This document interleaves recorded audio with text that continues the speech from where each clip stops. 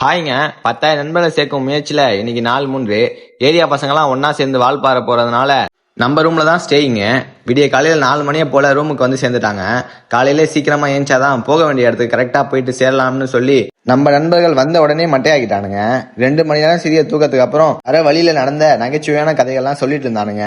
Police licence கேட்டா bike service பண்ண book எடுத்து காமிச்சு 1 மணி நேரம் ரோட்ல நின்னது. வர வழியில ஒரு டோலியை பார்த்து வாட்சா விட்டதுனால அந்த டோலி திருப்பி வாட்சா விட்டதுனே நம்ம நண்பர்களுக்கு ஒரே மகிழ்ச்சி. அதுவும் இந்த நண்பருக்கு ரொம்பவே.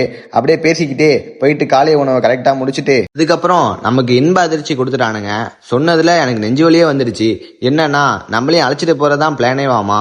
ஆனா ஒரு சில பிரச்சனையால நம்மளால போக முடியல. அவங்கள மட்டும் வழி அமைச்சு வைக்கிறதுக்கு முன்னாடி வந்ததுக்கு எம்டிஎஸ்ல எல்லாம் ஒன்னா சேர்ந்து போட்டோவை எடுத்துட்டு நம்ம நண்பர்கள்லாம் கிளம்பிட்டாங்க. அதுக்கப்புறம் தான் நம்ம கதையே ஸ்டார்ட். ஒரு காக்கா குளியல போட்டு அப்படியே இருந்த ட்ரெஸ் எல்லாம் வாஷ் பண்ணி காய வச்சுட்டு நம்ம ரூம் நண்பர்களோட கட் ஆஃப் போட்டு மதிய உணவை முடிச்சுட்டு குட்டி தூக்கத்துக்கு அப்புறம் ஒரு விதமான டீயை குடிச்சிட்டு அங்கிருந்து கிளம்பி ஜிம்முக்கு ஜூட்டு விட்டேன். நம்ம விளாக தொடர்ந்து பாக்குறவங்களுக்கு இந்த நண்பர் தெரிஞ்சிருக்கும்.